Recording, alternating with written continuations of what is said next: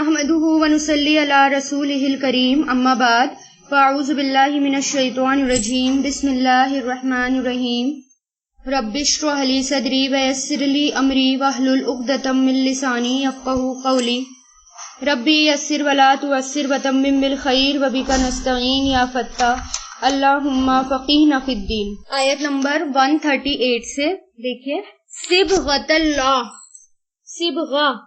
صبغہ کہتے ہیں رنگ کو، رنگ اللہ ہی، اللہ کا، یعنی صبغۃ اللہ، اللہ کا رنگ اختیار کرو، یعنی یہاں پر اپنے پاس سے لگائیں گے سینٹینس کو پورا کرنے کے لیے، یعنی جیسے بریکٹ میں ہوتا ہے نا، قرآن میں بھی جب سینٹینس پورا کرنا ہو اپنی لینگویج میں تو بریکٹ میں لگاتے ہیں۔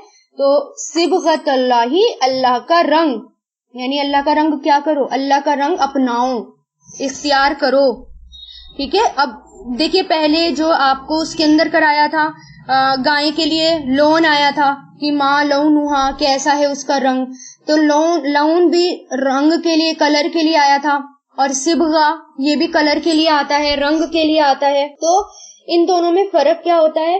صبغہ ہوتا ہے جو ہم کلر چڑھاتے ہیں، ٹھیک ہے، جیسے مان لو مہندی کا کلر ہوتا ہے، ہم نے اس کو چڑھا لیا، ٹھیک ہے، یا پھر جو پرماننٹ لون جو ہوتے ہیں نا، وہ ہوتے ہیں ایسے کلر جو نیچرل ہوتے ہیں۔ لون جیسے گائے کا کلر تھا وہ نیچرل تھا، گائے کے اوپر کوئی کلر نہیں کرتا، یا پھر جیسے آسمان کا کلر ہے وہ نیلا ہے نا، جو ہمیں نظر آتا ہے۔ تو یہ سب پیڑ پودوں کا جو کلر ہے، جیسے پیڑ کا یہ گرین کلر ہو ہے کسی پیڑ کا، تو وہ اللہ تعالیٰ کی طرف سے ہے، قدرتی ہے، نیچرل ہے، تو اس کو ہم کہیں گے لون۔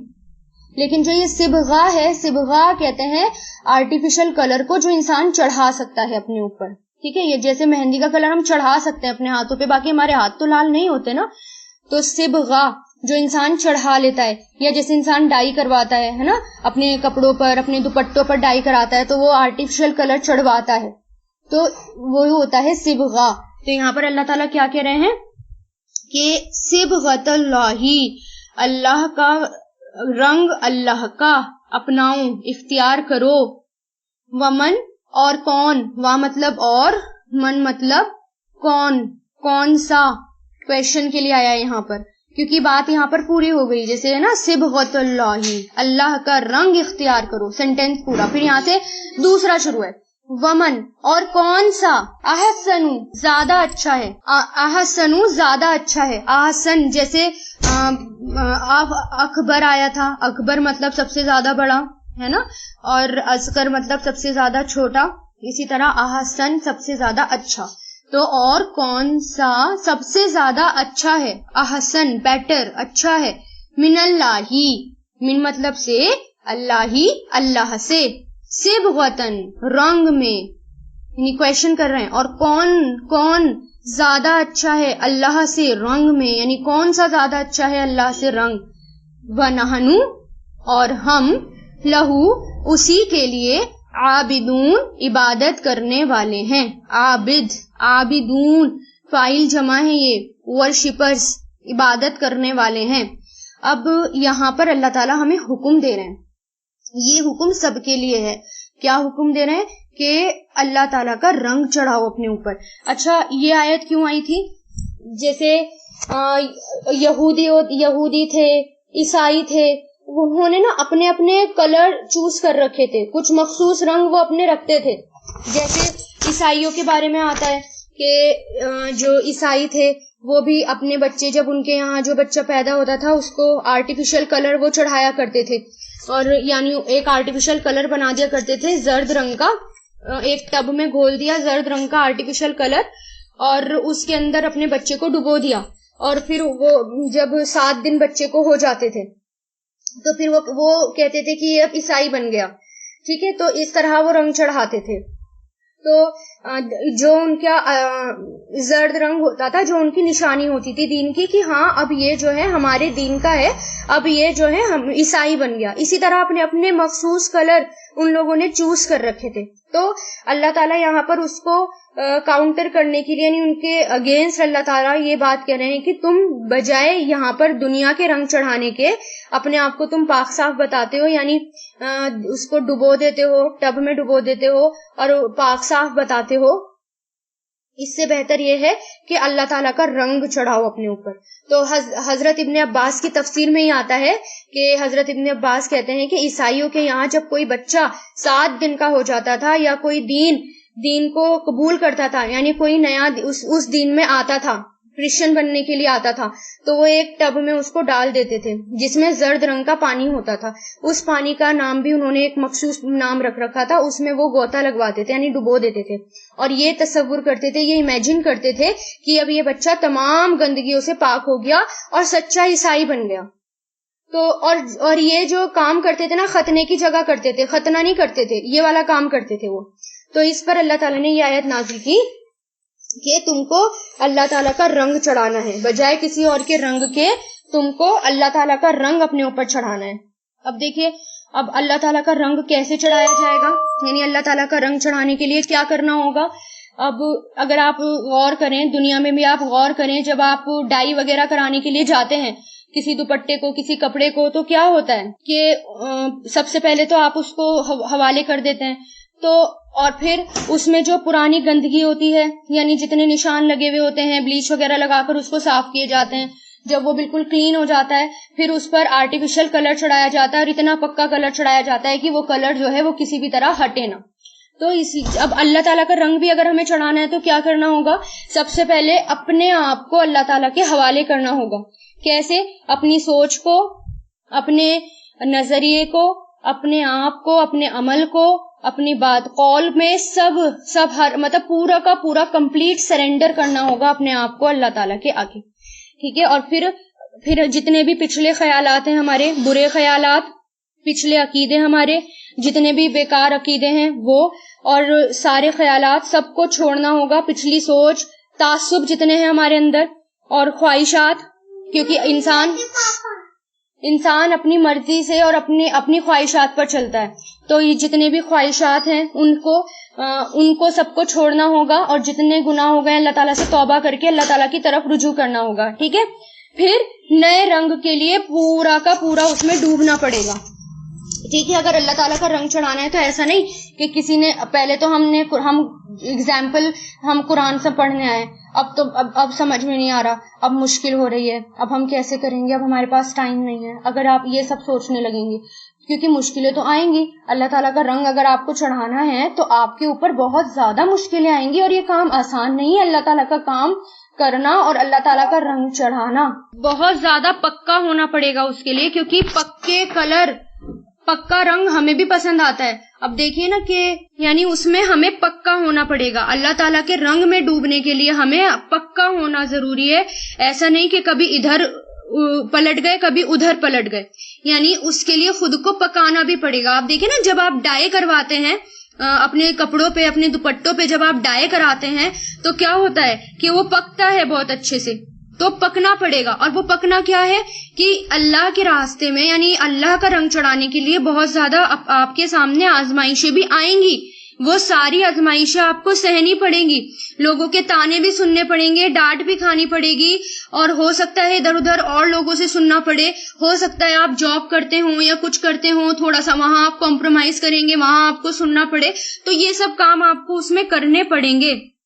ٹھیک ہے؟ ایسا نہیں کہ تھوڑا سا آپ آگے چلے اور آپ کو بات جو ہے وہ سمجھ میں نہیں آئی، آپ کو قرآن کا سمجھ میں نہیں آیا، یا اللہ تعالیٰ کا رنگ چڑھانے کے لیے تو سب سے پہلے قرآن ہی آپ کو پڑھنا پڑے گا، قرآن کو ہی اپنے زندگی میں ڈھالنا پڑے گا. اور اگر اس کو سمجھنے میں آزمائشیں آ گئیں، اس کو پڑھنے میں آزمائشیں آ گئیں، تو پھر ساری محنت آپ کی وہیں خراب. پھر ایسا نہیں کر سکتے کہ آپ چھوڑ دیں. اگر آزمائشیں آئیں گی تو ان آزمائشوں سے لڑتے ہوئے آپ کو آگے بڑھنا پڑے گا، اور اس کام میں آپ کو ڈٹنا پڑے گا. یہ ہوتا ہے اللہ تعالیٰ کا کلر، اللہ تعالیٰ کا رنگ، جس میں اللہ تعالیٰ کہہ رہے ہیں کہ اللہ کا رنگ اختیار. قل کہہ دیجئے، اتحاجو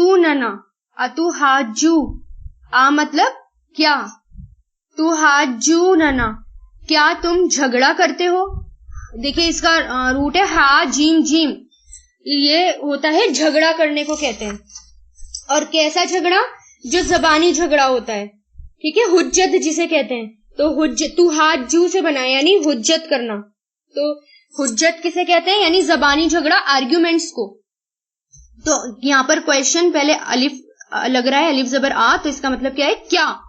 تحاجوننا کیا تم جھگڑا کرتے ہو ہم سے. نون الف زبر نا آخری میں کیا لگ رہا ہے؟ ضمیر لگ رہی ہے. اب دیکھیے یہ ایک ورڈ بھی کتنے سے جڑ کر بنا ہوا ہے. یہاں پر الف زبر آ ہے یعنی کیا. یہ تحاجون ہے، یہ فعل مضارع ہے. ٹھیک ہے، تحاجوننا تو یہ کس سے بنا ہے؟ حاجہ سے. حاجہ اس نے جھگڑا کیا. یحاجو وہ جھگڑا کرتا ہے یا کرے گا. اور حاجج تو جھگڑا کر یا حجی دونوں، حجہ دونوں ہو سکتے ہیں اس میں کہ تو جھگڑا کر. تو یہاں پر کیا ہے؟ یہ فعل مضارع. پھر یہاں پر نون الف زبر نا ہے اور یہ کیا ہے؟ نون الف زبر نا، یہ ضمیر ہے، اٹیچ ضمیر ہے یہ. تو یہ تین ورڈ سے مل کر بنا ہے اتحاجوننا، کیا تم جھگڑا کرتے ہو ہم سے، یعنی do you argue with us, فی اللہ اللہ کے بارے میں، فی مطلب میں اور اللہ اللہ میں، یعنی اللہ کے بارے میں، اباؤٹ اللہ. وہوا وا مطلب اور، ہوا وہ، ربنا ہمارا رب ہے. وَرَبُّكُمْ وا مطلب اور، ربکم رب ہے تمہارا.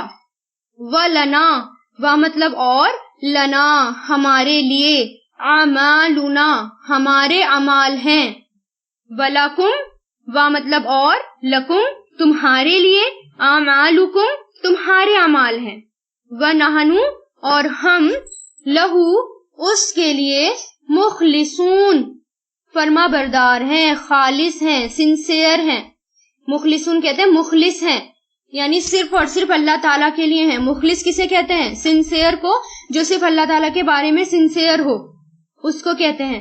تو یہاں پر کیا کہہ رہے ہیں اللہ تعالیٰ کہ وہ لوگ جو ہیں جھگڑا کرتے تھے اللہ تعالیٰ کے بارے میں، جھگڑا کرتے تھے. کون؟ عیسائی ہو گئے اور یہ لوگ ہو گئے کرسچنس ہو گئے. تو یہ اللہ تعالیٰ کے بارے میں جھگڑا کرتے تھے.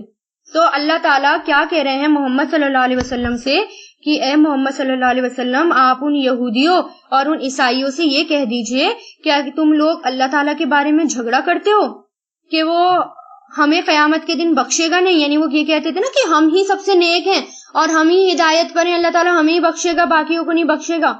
تو ان سے یہ کہہ دو کہ تم ہم سے جھگڑا کرتے ہو، اس بارے میں آرگیو کرتے ہو کہ قیامت میں وہ ہم کو بخشے گا نہیں، بلکہ ان سے یہ کہو کہ وہ ہمارا بھی رب ہے، وہ تمہارا بھی رب ہے. یعنی اللہ جو ہے وہ ہمارا بھی رب ہے اور وہ تمہارا بھی رب ہے، اور ہمارے لیے ہمارے اعمال ہیں، یعنی ہم نے جو اعمال کیے ہیں ان کا بدلہ ہمیں ملے گا، اور تمہارے لیے تمہارے اعمال ہیں، یعنی اگر جو تم نے اعمال کیے ان کو تمہارے اعمال کا بدلہ وہ تمہیں دے گا. اور ہم تو بس اللہ کے لیے مخلص ہیں، یعنی صرف اور صرف اسی کے لیے مخلص ہیں. مخلص کا مطلب کیا ہوتا ہے؟ اخلاص کا مطلب کیا ہوتا ہے؟ کہ بندہ صرف اور صرف جو بھی کرے اللہ تعالیٰ کے لیے کرے، وہ مخلص ہوتا ہے. یعنی حضرت سعید بن جبیر سے کہتے ہیں کہ اخلاص کا مطلب یہ ہوتا ہے کہ بندہ اپنے عمل صرف اللہ کے لیے کرے، یعنی کسی دوسرے کے لیے کام نہ کرے، جو بھی کرے صرف اللہ کے لیے کرے.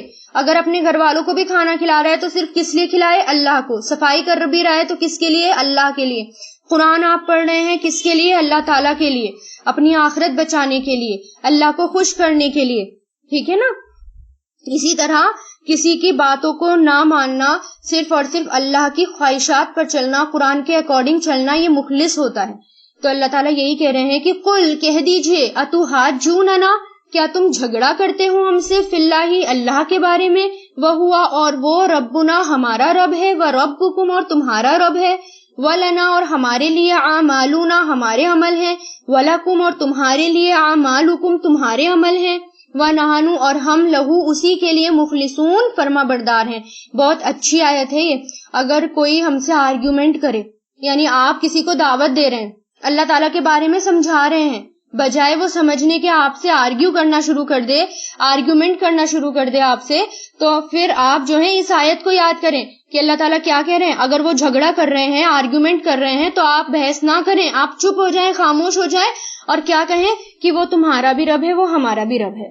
یعنی چاہے کسی سے بھی، چاہے آپ غیر مسلموں کو بھی بتا رہے ہیں تو کہیں کہ وہ آپ کا بھی رب ہے اور وہ ہمارا بھی رب ہے، ہمارے لیے ہمارے اعمال ہیں، تمہارے لیے تمہارے اعمال ہیں. بس وہیں جھگڑا چھوڑ دیں. ٹھیک ہے؟ کوئی بھی کچھ بھی آپ کو پریشان کر رہا ہو اور آپ اس کو سمجھا رہے ہیں، وہ آپ کی بات نہیں مان رہا بلکہ وہ آپ سے بحث کر رہا ہے، تو آپ کو کیا کہنا ہے کہ میرے لیے میرے عمل، ہمارے لیے ہمارے عمل، اور تمہارے لیے تمہارے عمل.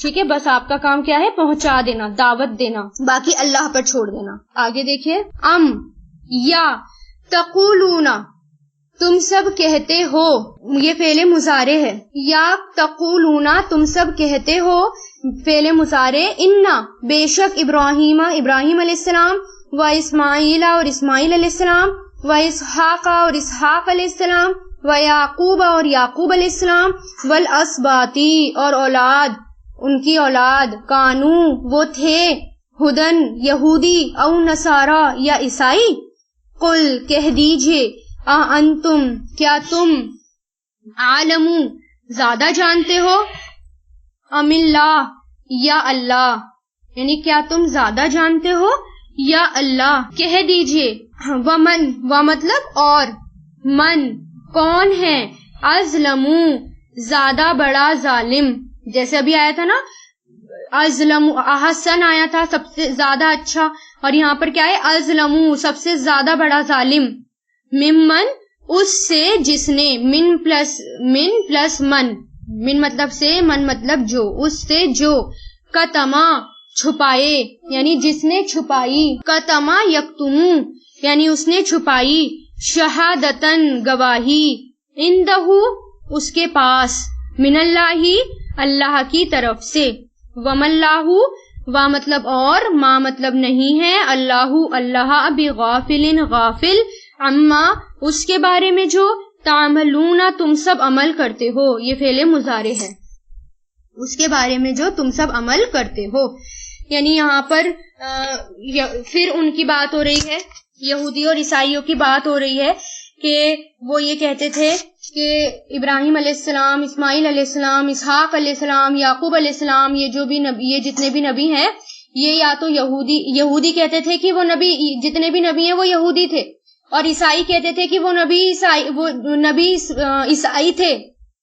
تو اللہ تعالیٰ ان سے کہہ رہے ہیں کہ تم ایسا کہتے ہو کہ ابراہیم علیہ السلام، اسماعیل علیہ السلام، اسحاق اور یعقوب علیہ السلام اور ان کی اولادیں وہ سب یہودی اور عیسائی تھے؟ تو اللہ تعالیٰ پھر وہی کویشچن کر رہے ہیں کہ کیا تم زیادہ جانتے ہو یا اللہ، مطلب تم جانتے ہو یا اللہ تعالیٰ جانتے ہیں؟ تم تو کچھ بھی نہیں جانتے، بلکہ یہ جو سب پیغمبر ہیں، یہ جتنے بھی، جیسے یہودی ہے، یہودی موسیٰ علیہ السلام کے بعد انہوں نے اپنا نام یہودی رکھا، عیسائیوں نے عیسیٰ علیہ السلام کے بعد اپنا نام عیسائی رکھا، اور یہ دونوں پیغمبر ہی ان سب پیغمبروں کے بہت زیادہ بعد میں آئے ہیں، تو پھر وہ یہودی اور عیسائی کیسے ہو گئے؟ وہ تو صرف مسلم تھے، مسلمان تھے۔ ومن پھر اللہ تعالیٰ کہہ رہے ہیں کہ جو ایسی ایسی باتیں کرے گا، یعنی جھوٹ باتیں کرے گا اللہ تعالیٰ کے بارے میں، وہ سب سے بڑا ظالم ہے، یعنی اس سے بڑا ظالم کوئی نہیں ہے جو اللہ تعالیٰ کی گواہی کو چھپائے جو اس کے پاس ہے۔ کون سی گواہی؟ اس آیت پر غور کیجئے گا، بہت زیادہ امپورٹنٹ آیت ہے یہ کہ اس سے بڑا ظالم کون ہے، یعنی ومن ازلمو یہاں سے، اور کون زیادہ بڑا ظالم ہے، اس سے جو چھپائے گواہی کو، اندہو جو اس کے پاس ہے، من اللہ اللہ کی طرف سے۔ گواہی کون سی ہے ہمارے پاس؟ قرآن۔ ان کے پاس کیا تھا؟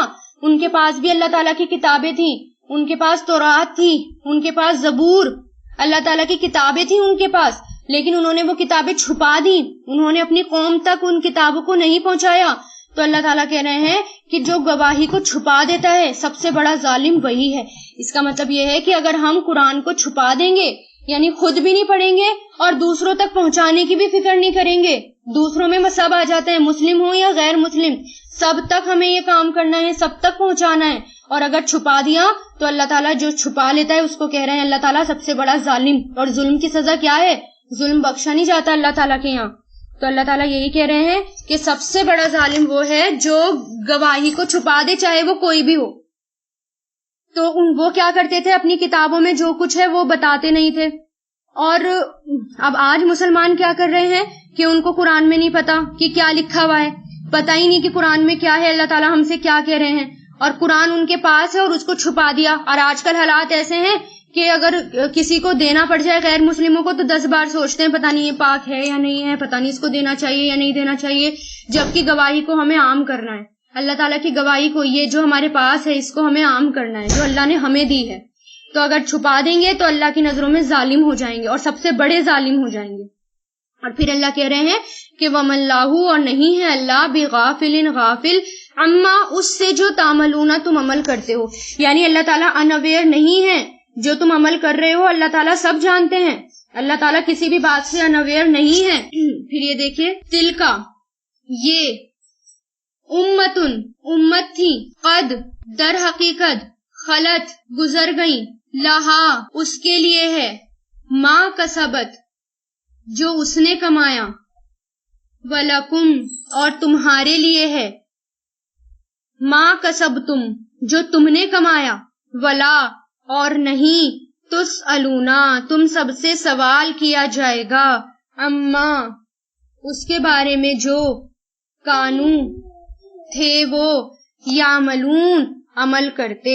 اللہ تعالیٰ دیکھیں یہ آیت دوبارہ ریپیٹ ہوئی ہے، یہاں پر دوبارہ آئی ہے یہ کہ اللہ تعالیٰ کہہ رہے ہیں کہ انسان جو ہے دوسرے کے عمل پہ بھروسہ نہ کرے، اور یہ نہ کہہ کر مطمئن ہو جائے کہ ہمارے باپ دادا بہت نیک تھے یا ہم محمد صلی اللہ علیہ وسلم کی امت میں سے ہیں تو ہم بخشے جائیں گے، ہمیں کچھ بھی نہیں ہوگا، ہمیں تو آپ صلی اللہ علیہ وسلم بچا لیں گے، کوئی یہ نہ سوچے۔